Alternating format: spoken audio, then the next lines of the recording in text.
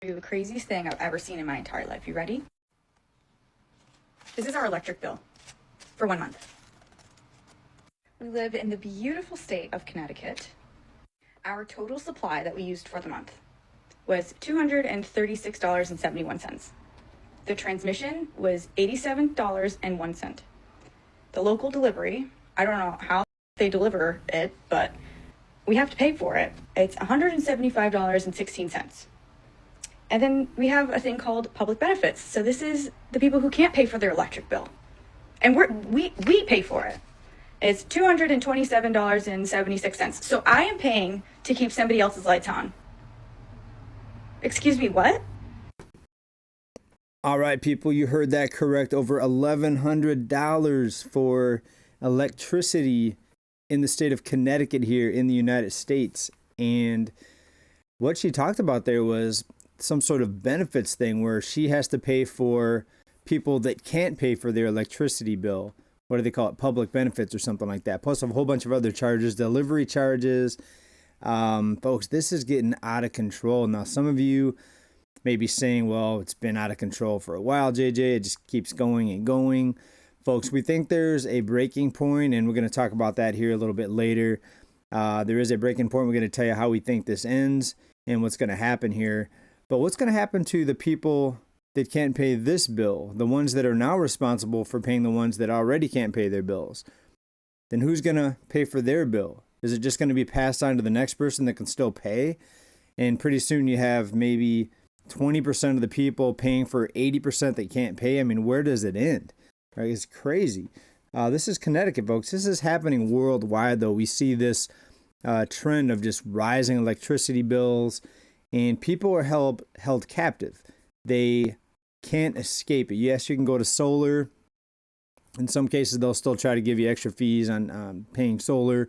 It's a whole nother story. But the people that are still paying for normal electricity bills, and by the way, the people that have solar, a lot of them are reporting that the portion of their bill that's not covered by solar is going up as well, still causing problems here. But we're going to get into that and more. Let's go ahead and go on to the next story here. All right, let's hear from a few more people before we dig into the data here and the broad picture, the big picture. This is someone that says their bill went up significantly, not as bad as the person in the first video, but I want you to keep watching because and this person says what they were given to try to help them. And it's kind of interesting, kind of silly too, but take a listen. Hi guys. Y'all guys are just not going to understand. No, you will understand because y'all guys is in the same boat I'm in. Why in the hell is our electric bill so expensive? I have lived in this house for 24 years. 24 years. We've been the only people in this house. We built this house. And my electric bill was $400. Screen name is Boss B 867. B stands for a word that I probably shouldn't say. Boss B 867 if you want to look her up here. $400. $400, not a lot compared to the first video. I'm in California. I pay between $160 and $260, closer to $260 during the summertime. And we don't run our AC that much because the weather in San Diego is pretty good. So we called WPS. No, We Energies, because that's who it is here. And we questioned, I think you made a mistake. Why is our electric bill $400?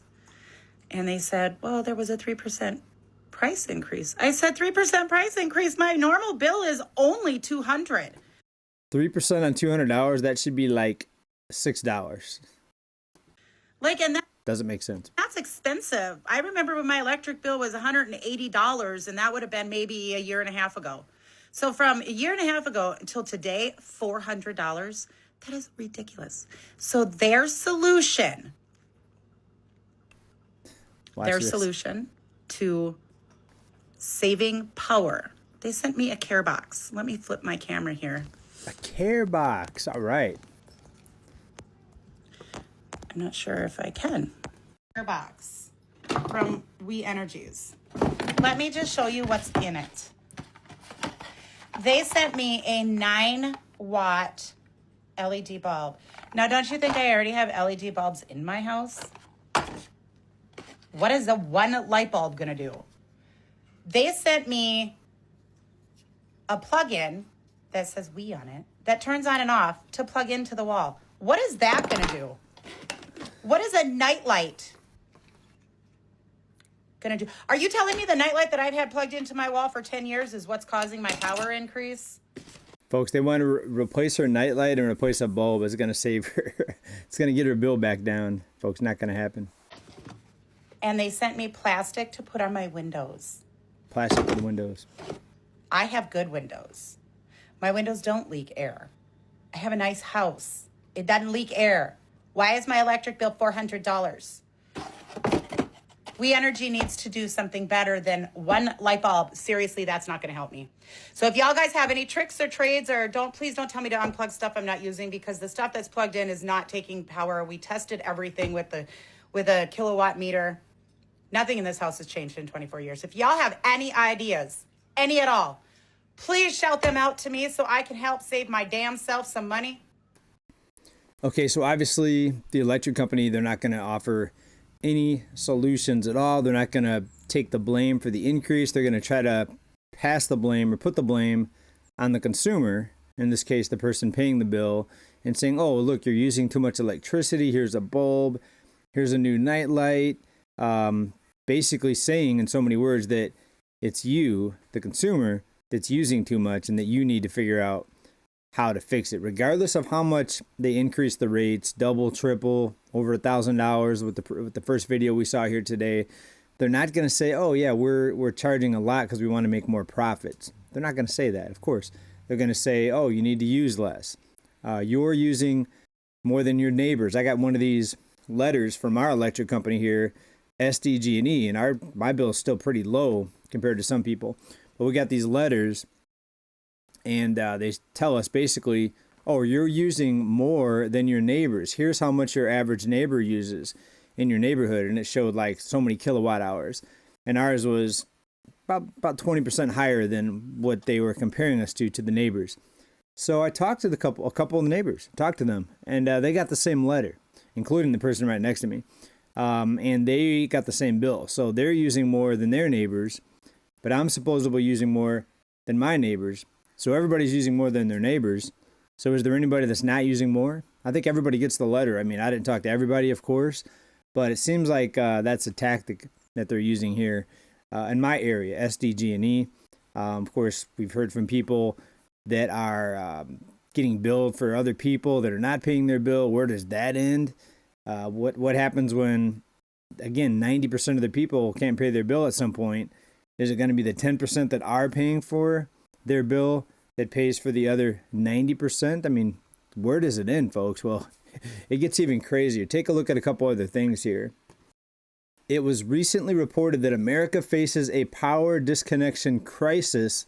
In 27 states, utilities can be shut off for non-payment even during a heat wave. Even during a heat wave. Coast to coast, millions of Americans are experiencing sweltering temperatures in the summertime with seemingly little relief in sight. For people who struggle to access or afford air conditioning, the rising need for cooling is a growing crisis, folks. They can shut off your utilities even midway through a health crisis. Now, they may pass some sort of emergency amendment where they'll say, okay, you can't shut it off, but the way it stands right now, you can get shut off in more than half the states in the U.S. You can get shut off even during a heat emergency. I almost said health crisis, but a heat emergency can lead to health crisis.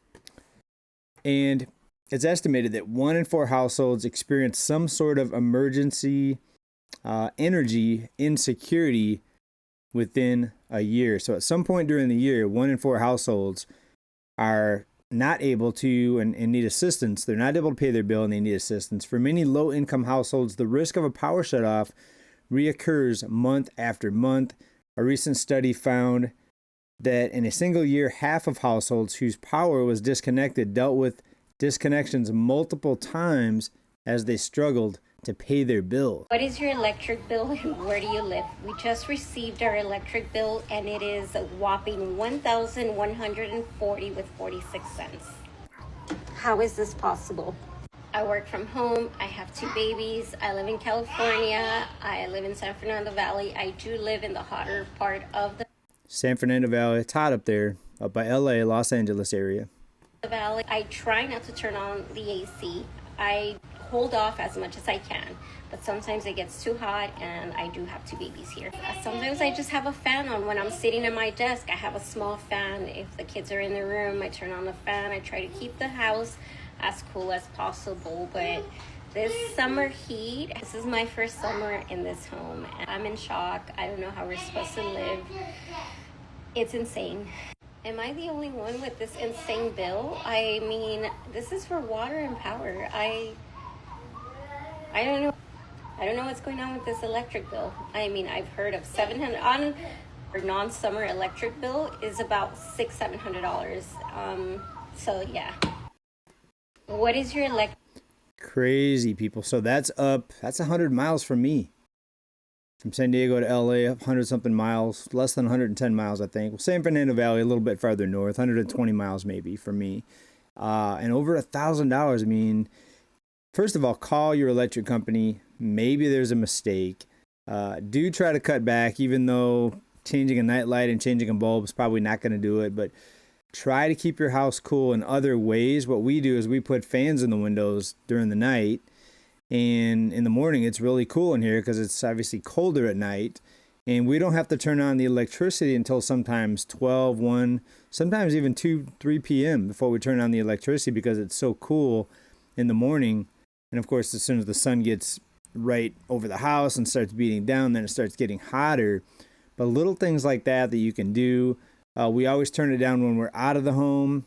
We use fans as much as possible, which they pull electricity too, but typically not as much as AC. You can also close the vents if you have a vented heating and cooling system. If you have central AC where vents go through the home, close the vents in the rooms that you're not using, if there's rooms you're not using, of course. And that way more air blows out of the other vents in the rooms that you are using. And hopefully that'll help a little bit, but really you're pretty much at the mercy of the electric companies and what they're going to charge. All right, now I did mention earlier this is happening not just in the U.S., across a lot of different countries here. Listen to somebody here. I believe this is going to be Australia. Enormous bill. Highest electricity bill I've ever had. Another one over $1,100, folks. Ever. In the history of living in this house, like the 18 years that I've been here, this is the highest quarterly. And I know a lot of people are going, hey, that's only a small bill, but let me show you something. This time last year, I used that much electricity, like this same time last year. This year, I've used this much Used less electricity versus the previous year. electricity. So I've used less. I've used less electricity than I did at this same time last year. Which they were kindly enough to tell me that was a 17% decrease in my usage. But my bill's gone up by $400. This same time last year, my electricity bill was $700. Now it's $1,102. That's some inflationary shit, especially when you decreased your actual usage. Like decreased usage, bill goes up by 40%. Is this what you're getting? Am I an anomaly, or is this what you're all getting as well? Like, because that's some seriously screwed up economics. All right, I tried to go back and bleep out some of the cursing with these people that are talking about their bills. People are upset. I mean, they're cursing, they're upset, they're very concerned about what's happening. And the really scary part is, where does it end? Is it going to be $2,000 next year for these people that are paying $1,000? And am I going to be $500 next month from $200 and something this month? I mean, nobody knows, right? It's a crapshoot. And that's the really scary part. And again, you're at the mercy. And you could say, well, cut back, don't use electricity. Well, a lot of people work from home now, especially ever since 2020. More people started working from home. Some people went back to the office, but we're still a lot more now than prior to 2020. A lot more people working at home. So it's going to be a must situation. If you want to work from home, you're going to have to use some electricity. So you can't just say don't use it. It's, you have the power because you can choose not to use it. Not really. Not really. If you have to work to pay for your bills and the bills keep going higher and the solution is not to use electricity, but you have to work and that uses electricity. I mean, people working from home, office jobs, typically are on some sort of electronic device. Folks, where does it end? I mean, please let me know down in the comments. And what are you seeing for your bill? Are you seeing an increase? Did you get the weird letter that I got that says that I'm using more than my neighbors, but then I talk to the neighbors and they got the same letter saying that they're using more than me? It's crazy, folks. Or where does it end? That's the thing.